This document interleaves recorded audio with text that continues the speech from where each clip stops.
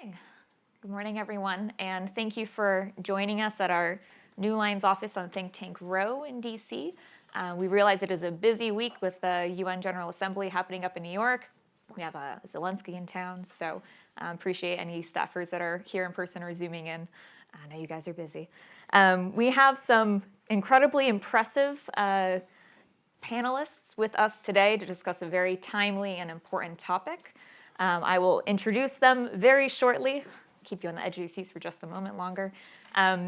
If this is your introduction to New Lines, welcome. You can check out a lot of really great analysis and policy recommendations on anything from the Middle East, Russia, to AI.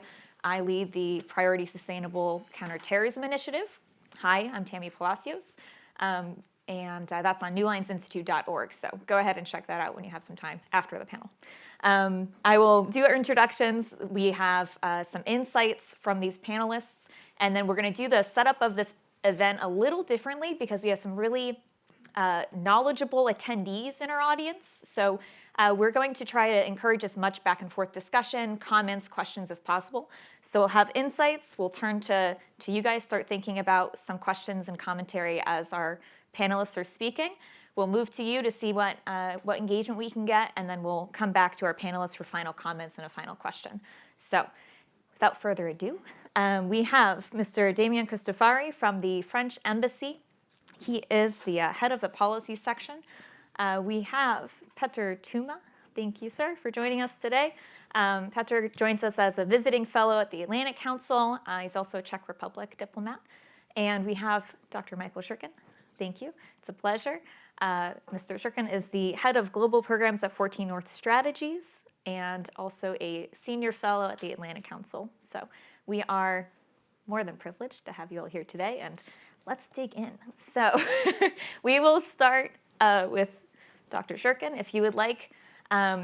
We are having this discussion not just because of current events, right, but because European engagement in the Sahel has been a very long relationship.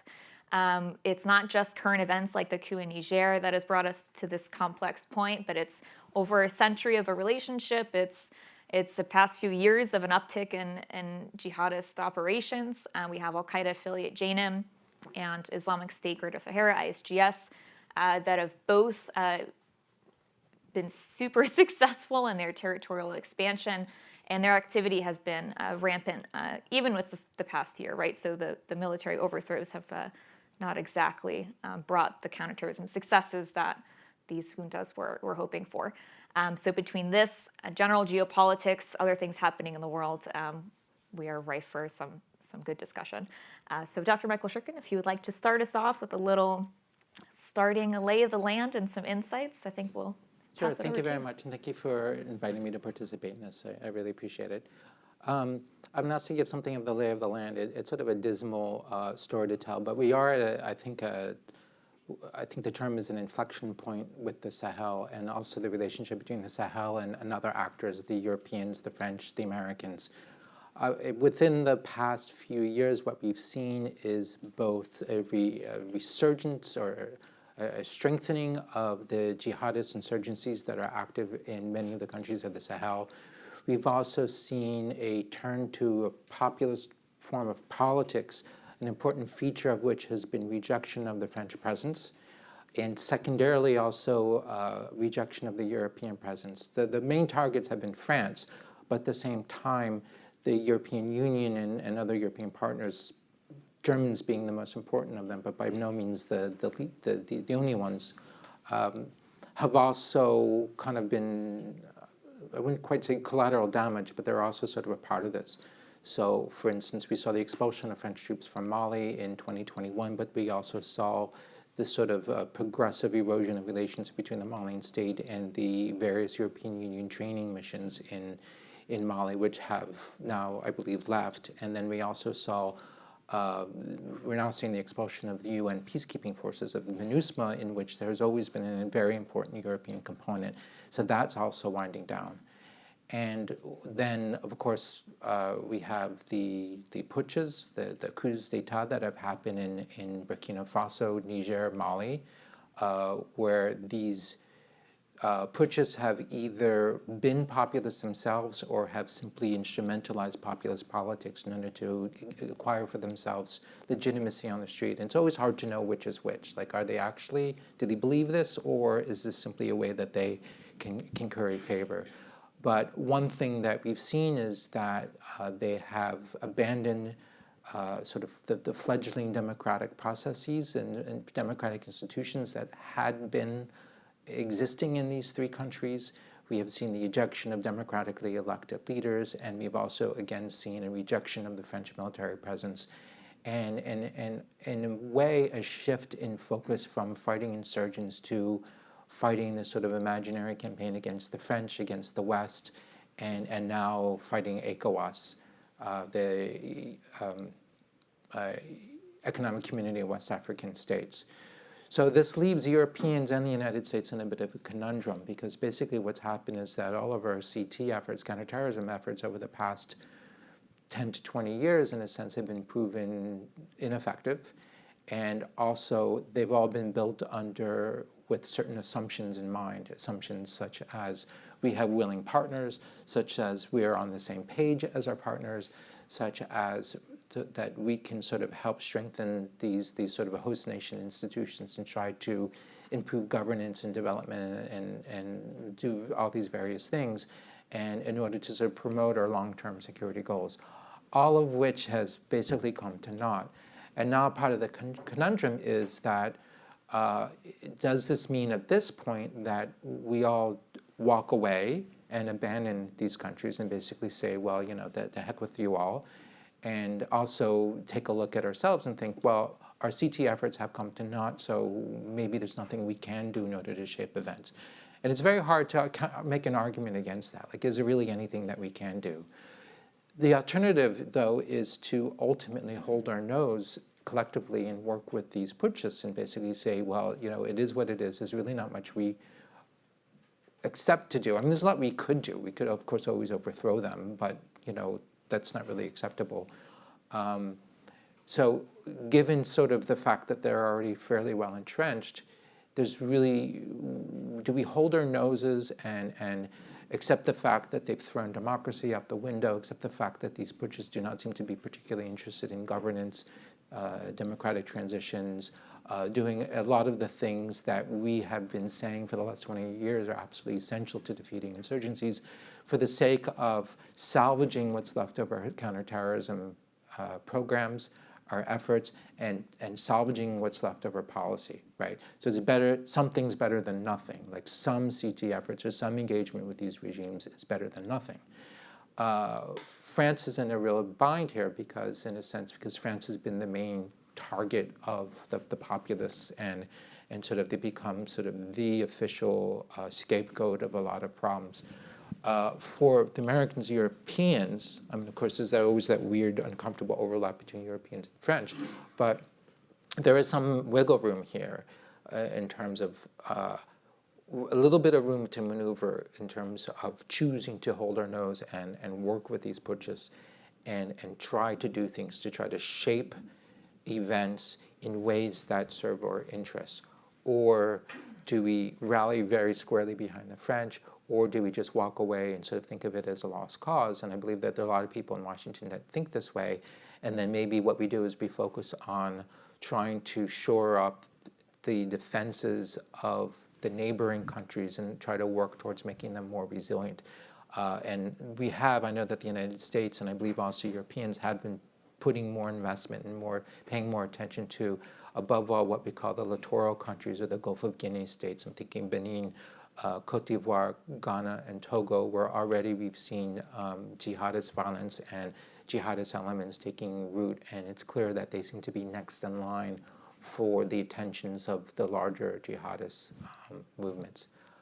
And I think with that, then I'll pass the conch, is that how it works?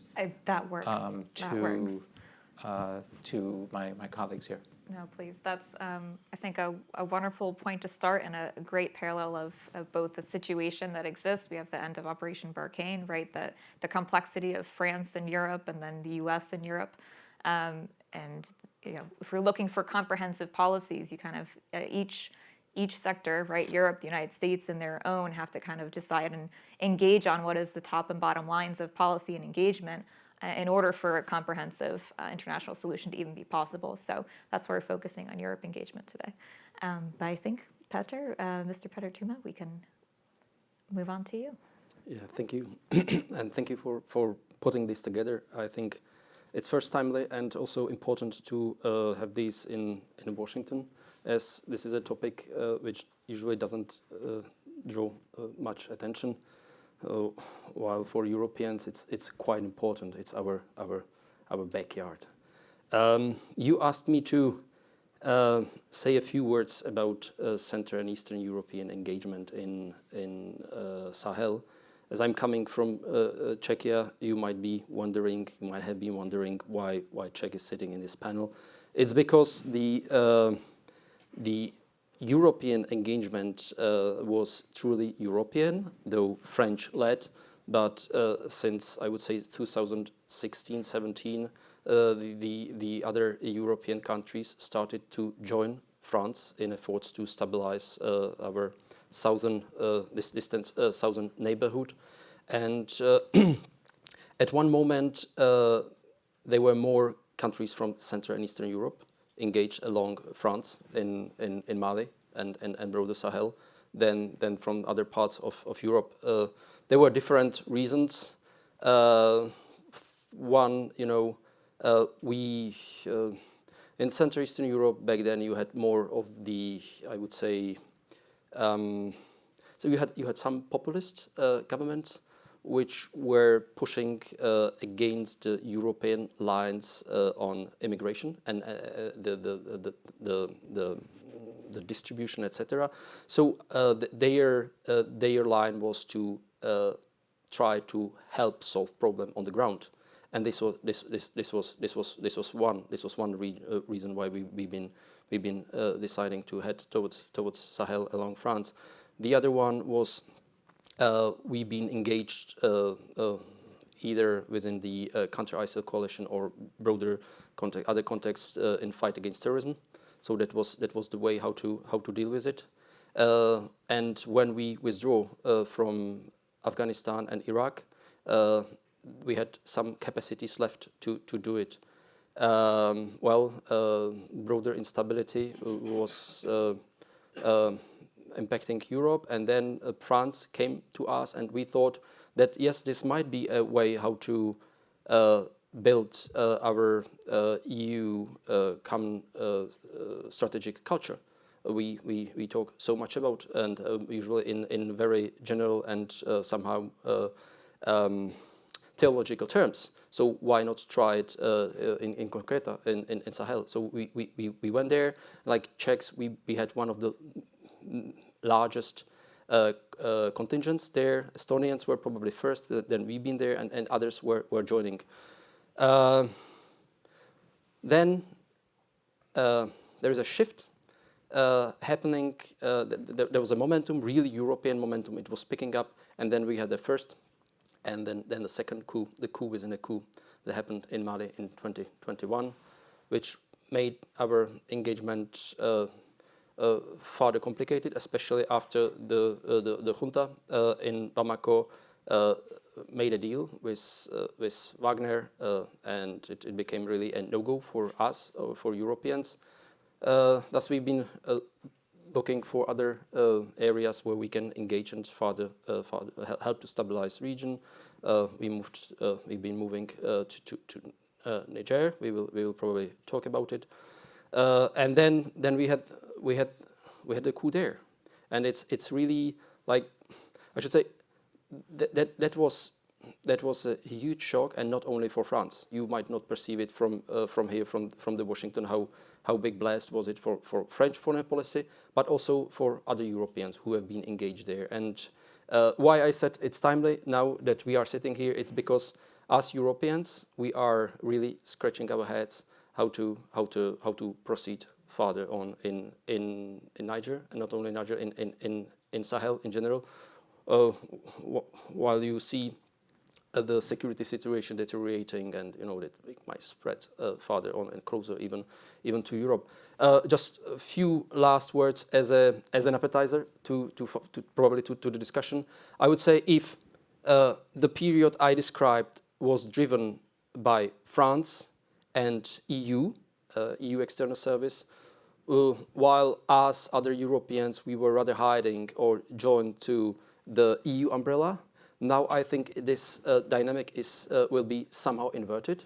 There will be more of the bilateral engagement, which may weaken our joint EU efforts.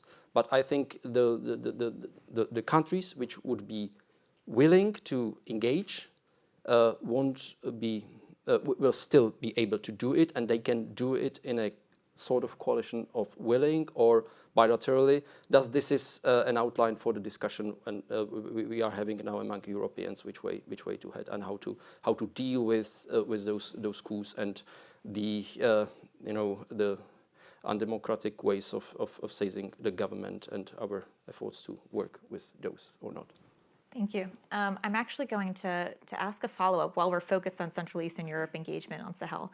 And we're all very excited about French policy, but we will get to you shortly. When it comes to considering the Central Eastern European engagement starting with 2016, what are some lessons learned, or what are some considerations that you think that these countries have to offer in policy discussions today? Like, what are the key points that should not be ignored? We mentioned obviously this bilateral engagement. We obviously know that the United States has foreign aid and military engagement kind of legal restrictions when it comes to coups. What does that look like for Central Eastern Europe? Okay. First, there is no monolith as Central Eastern Europe. On many issues, you see it on Ukraine, Russia. You have Hungary. You have Poles on one and the other extreme of the political spectrum, and it's the same about Sahel, and it's not about Hungary. It's about like we have different positions from Poles. The Czechs have different positions from Poles, but in general, I'd say that from other part of Europe, you can hear more of what I would call pragmatic voices compared to South. We believe that strategic patience, which became a buzzword, so everybody speaks about it. What we will do now? Okay, we will look and see how it evolves, and let those putschists to feel how it to see how it feels to work with Russians and others. I think the pragmatism of this part of Europe consists in saying, well, it's not we can't only wait. We have to seek for areas of engagement, if there are any. Like, I don't say in Mali start working with junta, but look and wait for the moment once the crack will open and offer an alternative, and try it, or I don't know, in Central African Republic, elsewhere, to see whether there are openings in Burkina, because I mean in Burkina it's still undecided. I don't see. We can discuss it further. I don't see them working with Wagner yet. I don't have all the information, but I think there is still space of working with them. So this would be probably the bottom line approach, which you can hear from those in Central Eastern Europe who wants to play a role in this European discussion. Not all the countries of Eastern Central Europe are engaged, obviously, because it's quite far, small countries, etc. Thank you. Dr. Shurkin, do you have any comments on points of engagement? Well, first of all, I'm very glad that you all brought up Wagner and the Russians, because that is something that I forgot to mention, because that is an element of this, and this is also a reason why both the US and the Europeans have reasons to want to try to remain engaged. The idea that if we completely just walk away, then this makes Russia a more inviting partner. It just clears the field for the Russians to enter. And also we've seen that regrettably, Yeah, I'm personally worried that fear of Russians is going to motivate or drive our policy more than anything else, and I think that would be a shame. It sort of harkens back to the Cold War when we were just sort of single-mindedly obsessed with the Soviets, what are the Soviets doing, rather than worrying about African states for themselves and for their own sake. But it certainly adds an element here, and I think I agree that there's a question of whether there's some sort of wiggle room, that there's some sort of opportunity here. I mean, I do think that it looks like all indications are that Wagner's going to end up, or something like Wagner is going to end up in Burkina Faso. I don't know about Niger, but that doesn't necessarily mean that it's an either-or thing. And it's just a question of, can we try to offer alternatives to the Russians, or perhaps in addition to the Russians, that might help us shape things in a positive way. And the Europeans and Americans have some, I think, potentially a role to play here, an important role to play here, given that, as I've been writing that, unfortunately, I see the French as having become, to use my term, which is now IFCs, being picked up by people. The French have become radioactive in the Sahel.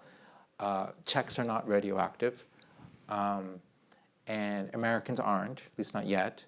And so there's an opportunity for other European countries and other partners to kind of step up and to try to fill some of this vacuum that's left by sort of the ejection of the French, as a way of trying to say, you don't have to throw yourselves in bed with the Russians, or you don't have to do it to the extent that maybe you might otherwise.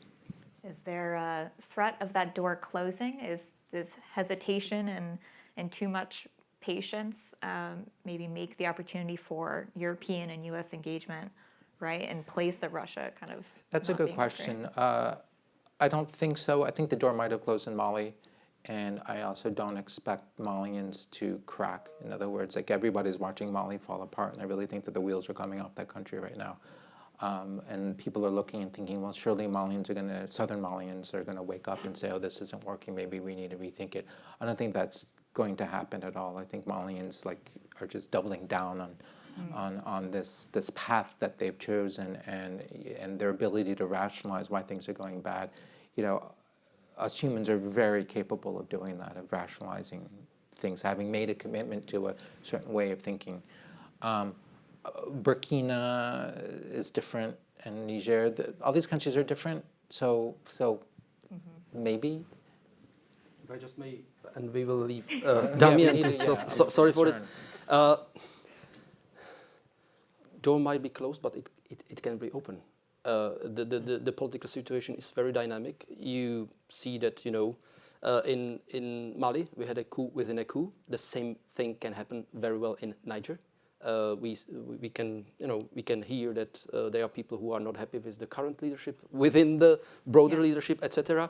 And we have to be ready with those offers. And that's one thing. And the other on Wagner, there is one thing to work openly with Wagner, what junta in Mali did.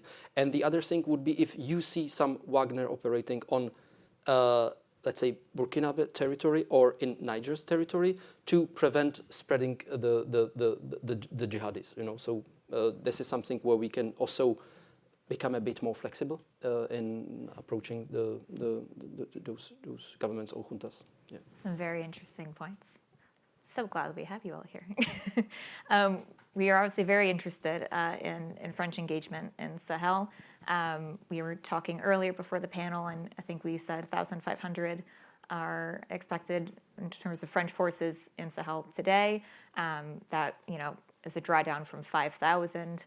And then you have your EU, your UN. There's all sorts of different types of engagements, task force engagement, right? So French has really been a leader when it comes to European policy and engagement.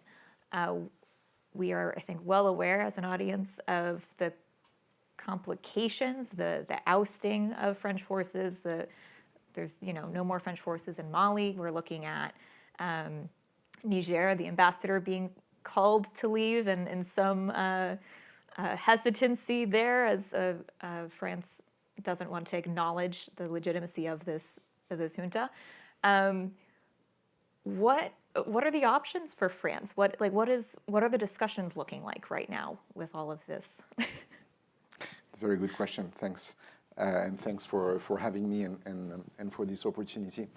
I just wanted to, I will answer, I'll try to answer your question, but before that, I just wanted to make a couple of points on the EU engagement in Sahel. You said that France has a leading role when it comes to Sahel and the EU engagement in Sahel. That's true. That was all the more true 10 to 15 years ago. And it's probably less true today in the sense that the African issue, the African portfolio, dossier, whatever you may call it, and the Sahel issue is now, in my view, an EU issue. 15 years ago, we had to convince our partners in the EU that it was not only a French problem or a French issue, but an EU issue, a European issue, and I think I can say a global issue, actually, when you see how closely we work with the US on this region. So we've come a long way. And I think that what's important is that it will remain a strategic issue for the EU, no matter what. We might leave, we might stay, we'll see how things develop, but I think that now it's very clear for all EU member states that, you know, this is an area that we cannot really turn a blind eye on. We have other strategic challenges, but certainly Africa and Sahel is one of them. That's number one. Number two, I know it's not the focus of our discussion today, but I just wanted to zoom out a little bit and to say that one should not reduce the EU-Africa relationship and the France-Africa relationship to Sahel. What happens in Sahel is not, what happens in Africa. And here also, the EU engagement in Africa, not only in Sahel, has also been very progressive since 10, 15 years ago. And today, you've probably read the speech of the President of the Commission, Ursula von der Leyen, a few days ago, when she addressed the global issues, strategic issues, and EU external policies. The first thing she mentioned was, the first area she mentioned was Africa, and not Sahel. So I think it's also important to bear in mind that, you know, we are building a relationship with Africa. We are rebuilding a relationship with Africa based on partnership. This was the sense of the last EU AU African Union summit that was held in February 2022. We had the presidency of the council at that time, and I think it was a milestone in the sense that we agreed, all of us, Europeans and Africans, to try to, you know, build a new relationship based on partnership, and this is a very important word. And we've made progress. We've made progress. Global Gateway. EU engagement in Africa is very important and also multifaceted. We're not there only for security. Security is of course, a key issue. Security in Sahel is our security. So if there is instability in Sahel, there will be, at one point, instability in the EU. But again, this is not the only focus when it comes to EU-Africa relations. Then to come back to France, you know, we really cherish the cooperation with our EU partners, and we don't see our action and our engagement in Sahel without the EU. This is something that is not possible in our view. Petr explained how there was this awareness raising in other EU member states, Central and European, Central and East European member states, but not only, all of them. I think of the Nordics, for instance. So whatever we will have discussion. It's extremely fluid, of course. I mean, things are unfolding hour after hour. We are having and we will have important discussions in New York. So probably, I don't know what will happen, honestly, and it's not a diplomatic it's not diplomatic language. I don't know. I really don't know. We have to figure it out. But the important thing is that we will figure it out with our EU partners and also with our US partners. And here I also want to underline this. The level of cooperation, of coordination between France, the EU, and the US has been really excellent. It has been excellent for years, but especially in the most recent period, Niger and the coup in Niger, we are really coordinating. Doesn't mean that we are 100% aligned. We can have some divergences, but I think it's clear for all of us that it's a collective solution. And France alone will not be able to do anything. The US alone will not be able to do anything, and so on and so forth. Thank you. I have a follow-up for you, but I am letting the audience know that we're coming to you shortly, so get your questions prepared. We're excited for some back and forth. So there are upwards of 17 working groups, coalitions, alliances that Europe, France, US are all engaged in Sahel, right? Do you have maybe any comments on what French direction or conversation is? Obviously, a jack of all trades, master of none is not a good policy approach, right? Are any of these maybe efforts at the forefront, like what's being focused on today in Sahel? We still have the, let's not forget that we didn't come to Sahel, France didn't come to Sahel by itself. We came 10 years, a little more than 10 years ago, at the request of the Sahelian authorities, okay? And I want to make this clear because, we hear lots of things, but we are there, and we France, we EU, we UN, all of us, we are there at the request of the national authorities of these countries. I think CT is definitely an issue. Because we've seen also that since the juntas have taken power in Mali, in Burkina Faso, and already in Niger, there has been an increase in terrorist attacks. There has been an increase in the number of victims. So, it's also a question. It's our security. It's also their security. So the Sahelian population are today. Their security is more fragile than it was when we were there, okay?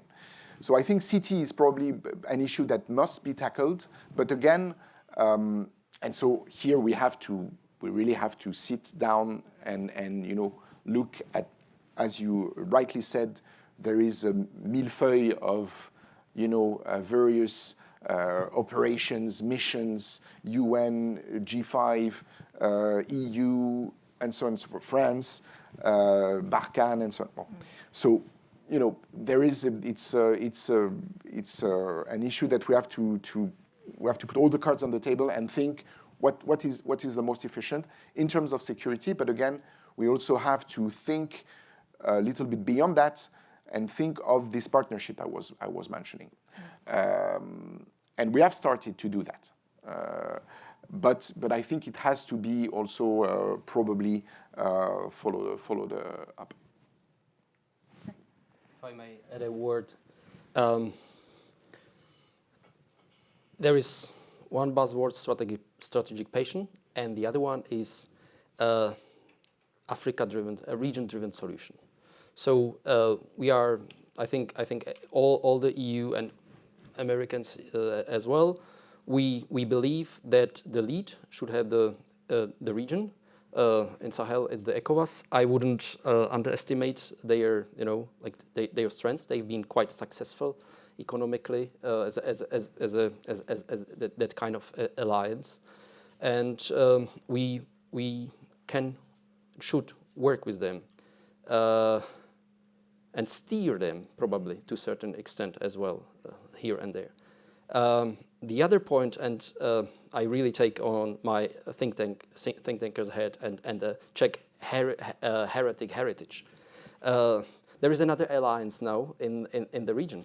That's trilateral agreement, Liptako, the Mali, Burkina, and Niger. Yes, it was motivated by the threat of the military intervention by ECOWAS. But at the same time, I'm wondering whether this can get to some kind of regional cooperation also on CT. I don't want to praise it. It's not good, but well, you have a regional-driven cooperation now in there, and if they work together. And there have been already some cross-border operation between the countries, which wasn't the case before. Like it was especially the problem when Mali left the G5 Sahel. So we've been really stuck. Now, well, let's see whether it will work. The problem is that those three countries use three completely different CT strategies. Mali is betting on a private military, foreign private military company, the Wagner, very militarized solution. Burkina is focusing on itself, and Niger is looking at, I think, was traditionally working with foreign partners. Let's see whether it will continue. It can still continue. And I'm not talking about Europeans, about Americans only, but Chinese may come in, Emiratis might pour in money. So this is something what we have to see, and they are looking at each other. Those three countries, three different models, and can get inspiration from each other. Sure, in Mali, did not work. In Burkina, neither. In Niger, let's see. But there is this kind of also regional cooperation which we have to now look at. What an excellent opening to the audience. And thank you for also giving me the opportunity to plug. Obviously, the CT conversation itself is a whole other conversation that we'll be having beginning of November. We'll have a DC symposium on preventing terrorism and countering terrorism in West Africa. So stay tuned for that. If you want to do a quick 2-second, and then we'll jump to the question. Just very quickly, I think Petr is right to say that there's something promising about the regional initiatives, even if we are unhappy about the context or their priorities or whatnot.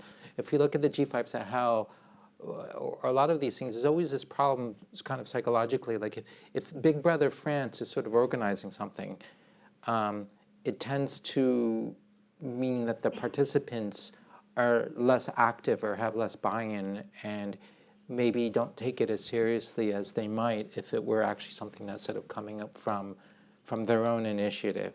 And so there's reason for some guarded optimism that something that has nothing to do with any kind of foreign partner, and that it's them saying we need to do this, then maybe that buy-in, that interest, that seriousness, and maybe that will actually yield something. And I would say the same thing about the Accra initiative, which is, I don't remember when it started, maybe 2015, which is with the sort of the Gulf of Guinea, the littoral states, and Burkina Faso sort of on their own kind of coming together to say, hey, we need to improve our coordination and our information sharing because we do have this looming terrorist threat. And the results haven't been particularly impressive yet, but at the same time, this idea that it's them doing it rather than the French or the Americans or anybody else saying, hey guys, you need to do this and we're going to throw some money at you to get it done. There's some optimism there, room for optimism that maybe that will be more viable and more productive in the long run. Yeah. And let us remember just 30 seconds, that these three countries were the core of G5. Mauritania and Chad joined later on, but without making any price of the initiative. Just 10 seconds, Tammy, if you allow me. Agree fully with this idea of region-driven initiatives and so on and so forth. And by the way, the EU has always, all over the world, promoted regionalization. In Africa, in the Middle East, everywhere. Okay, this is our DNA actually. But the only thing is that this alliance, the most recent alliance of the three countries, is an alliance for bad reasons, right? These three are not allied to fight terror. I don't even know if they claim to do so, but the only reason, as far as I know, for those three to form this coalition is to prevent an ECOWAS or to defend themselves against an ECOWAS military intervention, if any. So, yes, good that there is an alliance, and agree fully with the idea also that Charles put on the table, that if France or if the US or if a foreign country is not involved, it's probably better. But what we see today is, in my view, is not going in the right direction. Although, again, it's grasping for silver linings. Yeah. Thanks. An excellent point of clarity. I agree. To our audience, what do we have for questions? I see a couple. Maybe the gentleman in the blue tie first. If you'd like to introduce yourself, your name and where you're associated with, and then your question. Okay, thank you. Is this on? Yeah, okay, thanks. Alexander Lungerov, Institute for International Law, University in Leuven, actually in Belgium, one of the EU member states. So picking up on what was just said, regional initiatives-driven approach, maybe more bottom-up from the region. What would, in your opinion, be the steps that the EU or its member states can take, should take, and maybe should not take to avoid past experiences? Thank you. And we'll take another one, and then we'll go to the panelists. The gentleman in the tan. Yes, my name is Roger Cochetti. I'm an editorial contributor to The Hill newspaper, and excuse my question for being a little bit cynical, but anybody looking at the history of Northern Africa has a right to be cynical. Whenever you have a lot of different goals and priorities, it is important to have a hierarchy of priorities, so you know what you have to sacrifice in order to get your top priority achieved.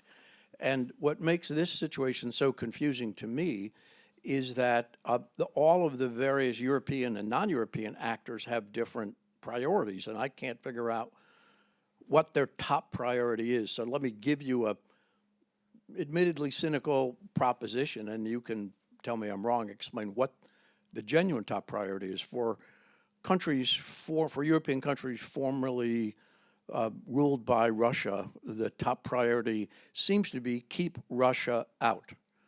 For Western European countries that have commerce with Northern Africa, the top priority seems to be keep investment and commerce flowing.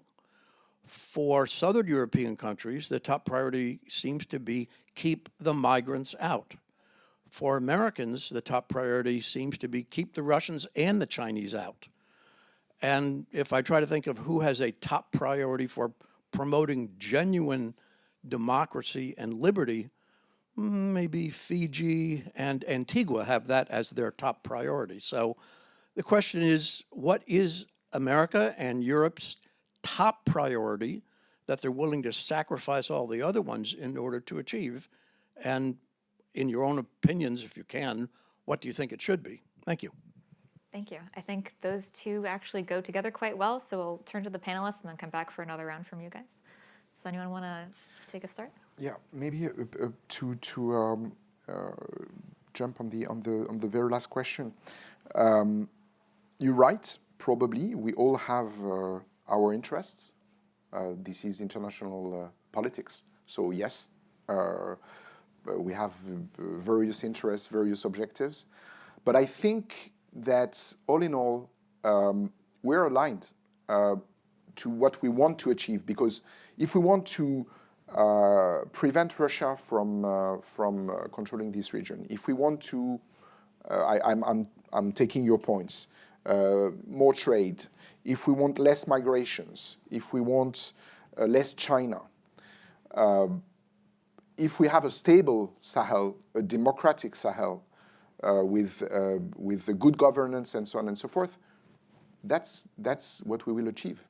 So we're united on the final goal. I know it's not, and I'm not saying it's easy and that we will do that in a year or two. It will take time, but I think that at the end of the day, we all want the same thing, and we all know. I think we're all aware that it's a major issue for all of us. The future of the international system is partly in Africa. Again, if Africa does not go well, I mean, we will pay the price, all of us. So I don't see contradictions here. Yes, probably my Czech friends, my Italian friends, my Spanish friends, my Danish friends have other objectives or slightly different objectives than I do as a French. But at the end of the day, I think we can manage to reconcile all these objectives, and this is what the EU is about. This is why we sit around the table every day in dozens and dozens of working groups, the 27 of us. That's what we do. We try to reconcile our national interests because we think that there is a common interest that is above all these national interests. First of all, I completely agree with Damien, and I think it's right that there are different interests and different motives, and everybody's there for a different reason.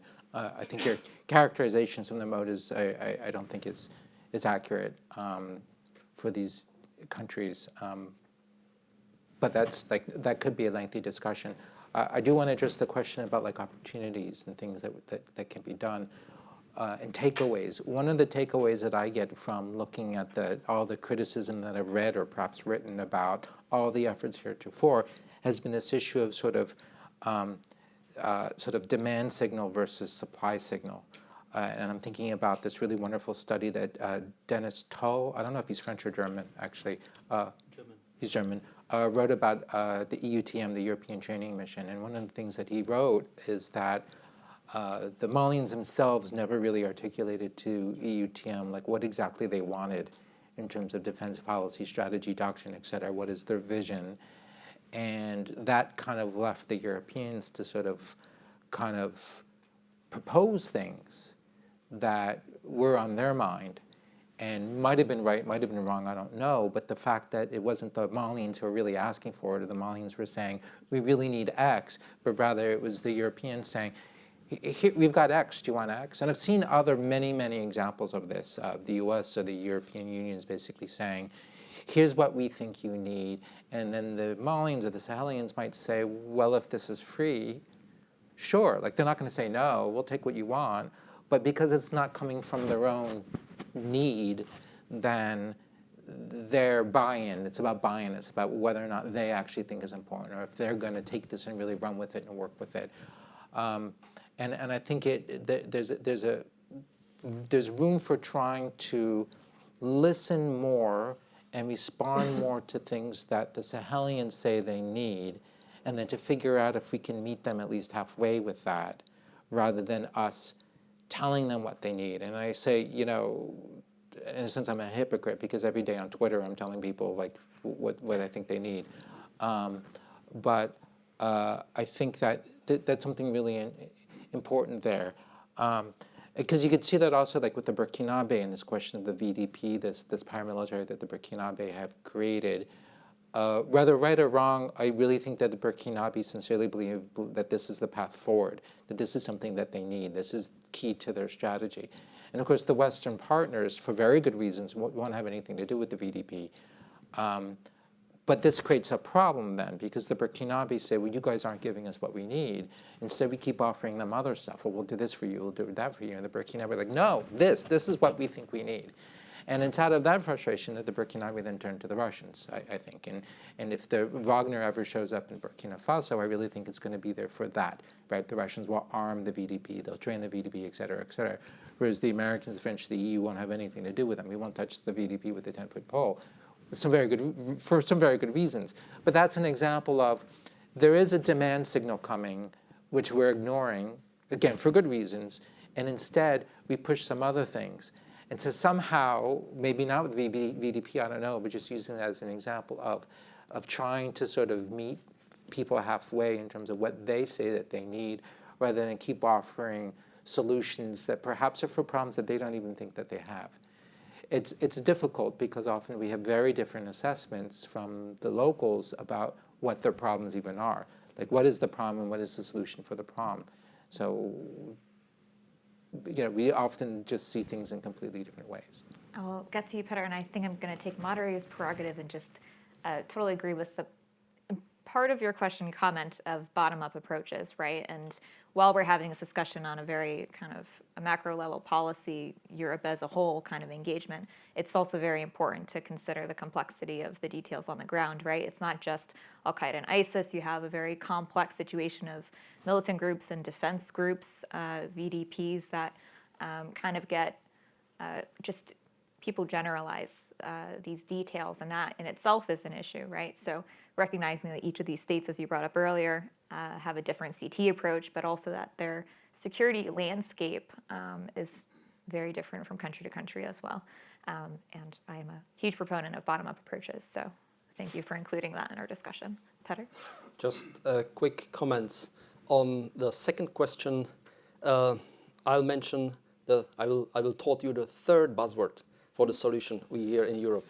So after strategic patience, the region-driven solution, it's Team Europe. It's the team spirit.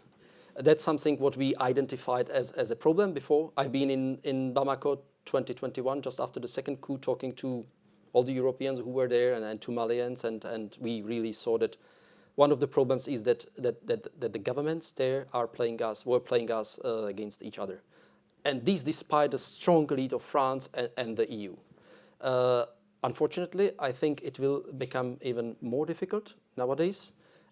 This discussion, we had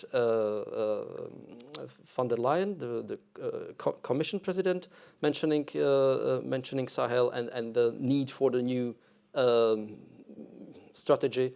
Borrell, I think he mentioned it as well. So there will be a discussion, and I think it will be even, well, given the circumstances, even more difficult than before to align our different positions, methodologies. I wouldn't say interests. Interests are about the same, or they are overlapping. But I still believe that it's possible to get somewhere in the middle, also through the more bilateral or bilateral engagements or coalition of willing. On the interest, still to the second question, you mentioned the Russia as a primary interest of the Central Eastern European countries to remain engaged there. It's not accurate, I would say. It came later on, at later stages, and it helps us to explain to the policymakers why it's important to keep our engagement there. And I think if it's important for us to fight against Russian influence in malign Russian influence in Sahel, in broader Africa, it's even more important for France. So I think it's really overlapping. The thing is that in other countries, in other part of Europe, it's an argument which probably might work better than elsewhere.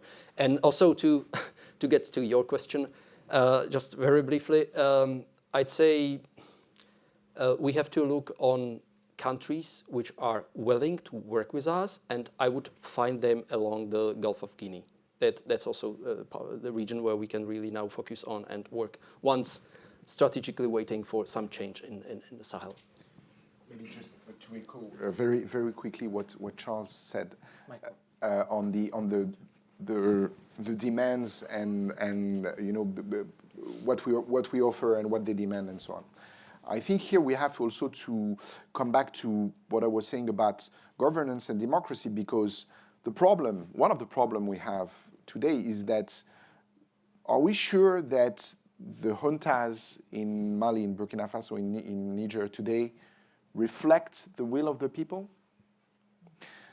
So, and this is why we have to promote democracy, not because democracy is nice. I mean, of course democracy is nice, but because, if you want to match what we can offer and what they want, then it has to be, somehow democratically approved, or to answer to answer the will and the needs of the people. Yeah. I'm not sure the junta in Mali today is really focused on the interest of its people, of the Malian people. And again, when you see what's happened since Wagner put a foot in this country, the situation is getting worse and worse. Yeah. Socially, economically, in terms of security. So, is this really what the Malian people want? I'm not sure. We'll get to final comments. I want to just maybe suggest that and when it comes to engagement, right, political, security, the 3Ds, right, defense, diplomacy, and development, that maybe moving forward, having that engagement move past just the state or the military and moving into county, regional, intrastate, right, connections to maybe further that moving forward. I think we're going to take, does anyone have, we'll get a quick one too, and then we'll see if we can wrap it into some final remarks. I realize we're at time. We'll do the gentleman here with the, thank you. Thank you. Dave Peterson, Director of the Africa Program at the National Endowment for Democracy. We've been spending a lot of time, wondering what to do about the Sahel. And we are investing, a few $1 million in supporting civil society organizations, which I like your report focusing on that. But, there are a few things that I'd like to kind of bring into the conversation. I mean, and you've touched on them just now. I mean, the fact of the matter is that these three junta regimes, and I mean, Chad is essentially a junta as well. I think we have to recognize that. Lack legitimacy. They were not democratically elected, despite all the crowds in the streets waving Russian flags. I think there's a big question about their legitimacy. They are surrounded by jihadists. I mean, Ouagadougou is surrounded. Yeah. The jihadists are continuing to make progress in Mali, and now Niger, who knows, they had been making, a pretty good stand against them, and that may be all thrown away now. And so, our question is, a year from now, today we're talking about juntas, military dictatorships. Next year it might be an Islamic State. And what do we do about an Islamic State that controls the Sahel? With our program, I mean, I want to throw it out to you to kind of get a reaction because, obviously we can't save the Sahel, but, there are some things that we can do. I mean, one, obviously, you need a legitimate democratic government to be able to engage. It's just going to be very difficult to, work with these military juntas. And so, putting pressure on these regimes, giving them incentives to go forward with these sort of election processes that they've, sort of subscribed to, that would be one, supporting civil society organizations that can enable that. The second one, is human rights. I mean, I think the data that we're seeing suggests that, between the junta governments and the, voluntary militias, there are more people being killed by the regimes than by the jihadis. And what kind of support can these governments, hope to get with that kind of behavior? Thank you. We will and then go. finally, one last thing. Yeah, very sure. quick. The third, piece of this is the disinformation. I think obviously Wagner, the Russians have been pumping it in. The regimes themselves have plenty of disinformation, and so trying to get a democratic narrative out there, to say, look, there's a different way of doing things. There's an alternative. And so, like I said, just like your I would like to catch a couple of these questions. Try to keep them short. I want to get everyone. But we will go a few minutes over just because we're in the midst of a great conversation. And I know you do have a cutoff 11:15, so we'll let you, if you need to scurry away, that is quite all right. We'll have the gentleman in the front and then Ignatius first and then the gentleman in the front. Tammy, thank you. My name is Ignatius Ano. I work with the VOA's Africa division. What I want to know is that what does a long-term EU-Africa policy look like? I'm not talking French Africa, I'm not talking German Africa, EU. Because if you speak to an African today, here's what they will tell you. They need infrastructure development, they need money, they need food. And he mentioned a good point, which is Russia's disinformation. We have seen since the coup began in Niger, Russian flags going up. Russia is making the case that we didn't colonize Africa, so we are your best bet out of these problems. The VOA recently, we did a story, and about 500 comments were pro-Russia.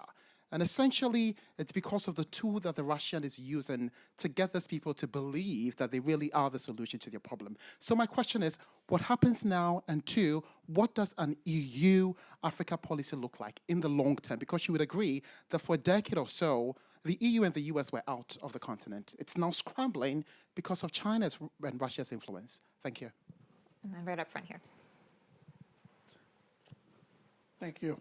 Redalia Mori, Senior Advisor with the Navanti Group. Nobody denied, and we know that Sahelian states requested the French support, UN mission, etc.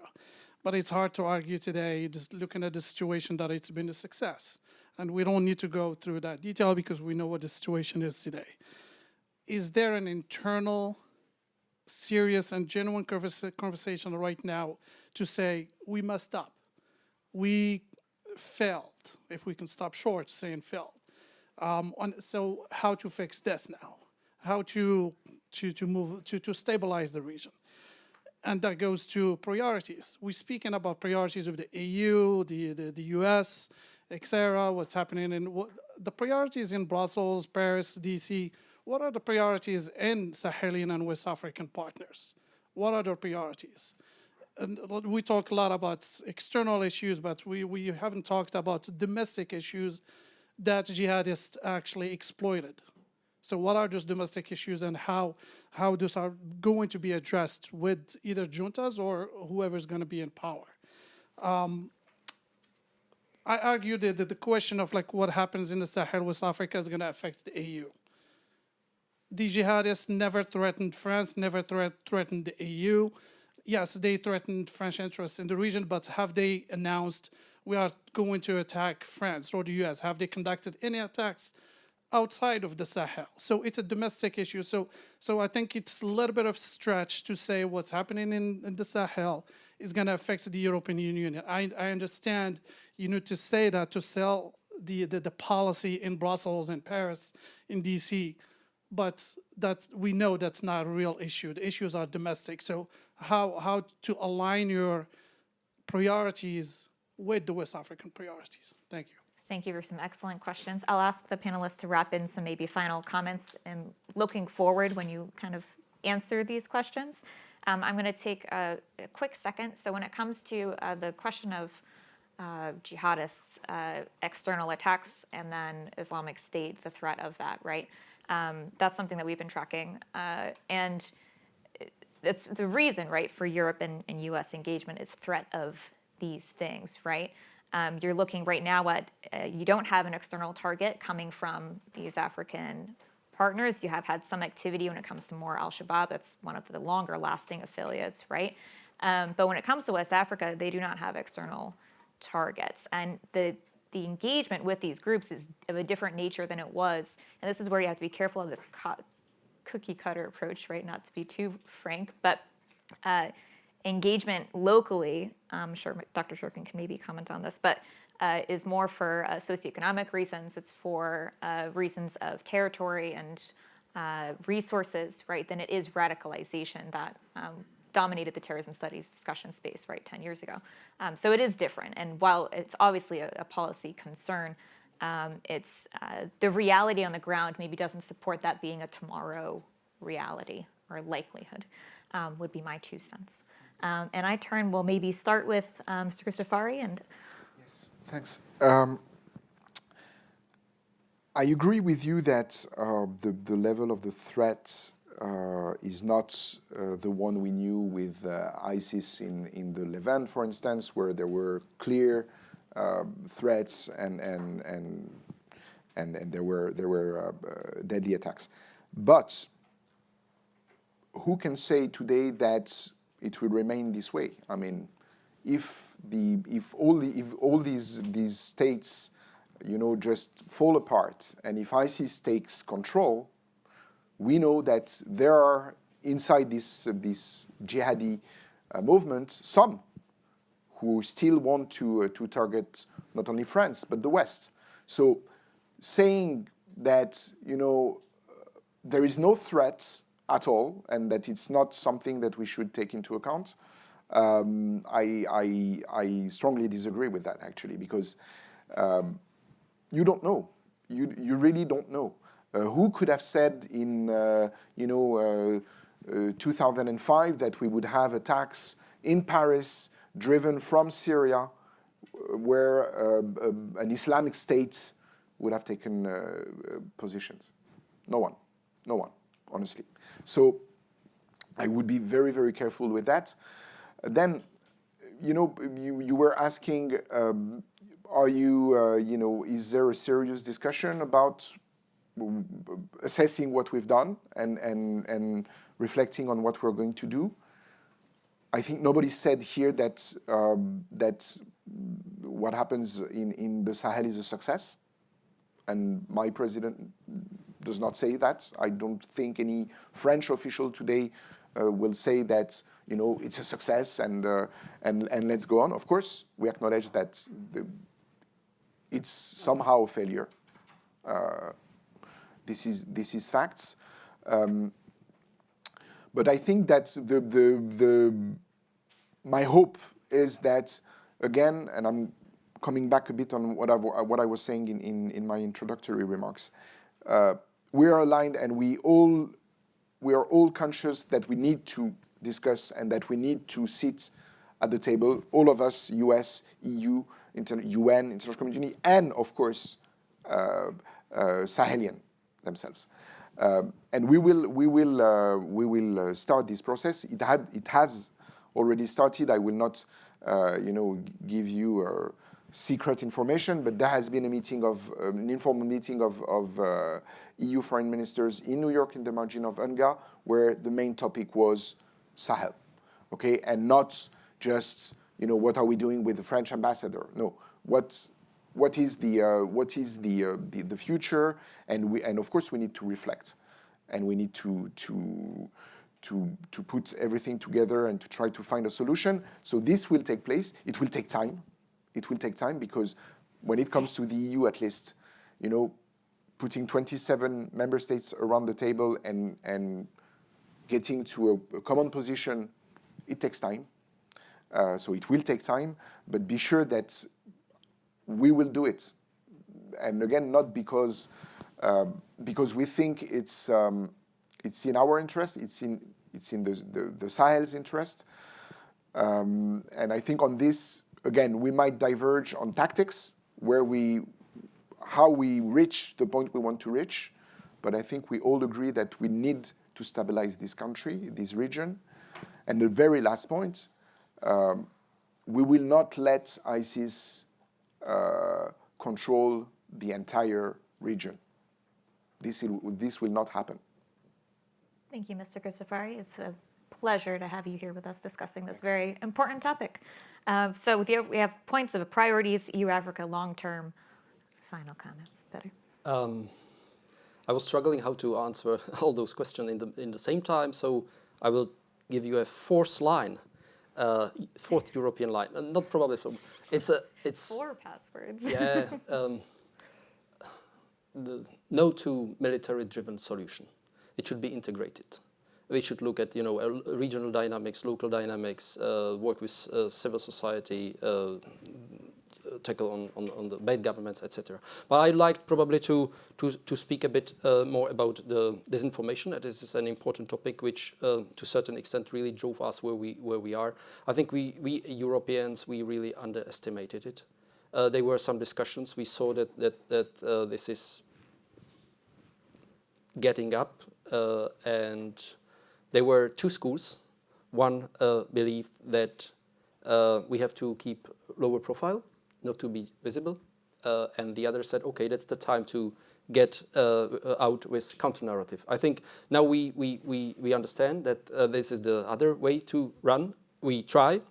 I think it's still not full steam ahead. I think we still have to do some improvements. I saw that European External Service is built or opened a kind of Africa team within the EU Disinfo unit. So they are working on it, but it's in the beginning. I think it's really important. Damien mentioned that in Mali and in Niger, in the beginning, the population was not for the coup. I agree. Though the disinformation led, by several actors, I believe helped to twist some part of population, and I'm not sure whether it's still true. Whether this statement can be taken as true. So this is really serious issue, and I think, and I would conclude with this, that the role of Central and Eastern European countries, as Michael already mentioned, might be here as an explainer. We don't have this colonial burden, and we can better explain. Work together with France, with Brits, and also explain them how it feels working with Russians and with the others. Thank you. I'm going to respect your 11:15 cup, so we're going to thank them, and then we're going to end with Dr. Shurkin, if that's okay. So I'd like to thank our panelists very, very much for a very active discussion, and I encourage us in our networking after this to engage with the panelists that can stay and with each other, and let's wrap up this conversation. But we'll give a round of applause to our panelists. I'm going to shake your hand and let you exit so you can make your meeting, and then Dr. Shurkin will end with your final remarks. Thanks. Thank you. All right, Dr. Shurkin. So very quickly, just to pile on, I think that the disinformation and public strategic communication piece is the most promising form of action that any of us can take. Plus, it has the virtue of being cheap, right? Compared to the cost of operating Pumas in the desert, like this is easy. And it's something that, that said, I think it's something that collectively all of our countries are very bad at. And sort of surprisingly so. The US government is terrible at this. The French seem to be very hesitant in all sorts of ways. I don't know about the rest of Europe, but it doesn't come naturally, basically, to do propaganda, to do disinformation. But I feel like that's actually what's called for. I think that Macron, for instance, he had as a strategy for the last year or 2 years of trying to have the French presence in Niger be as quiet as possible, like low profile.